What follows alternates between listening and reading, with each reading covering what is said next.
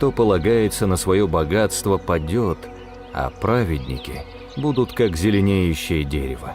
Кто на свой дом навлекает беду, тому удел ветер, и станет глупец слугой мудрому. От плода праведности вырастает древо жизни, и мудрец покоряет сердца людей. Если праведнику на земле воздастся, то нечестивцу, грешнику и подавно.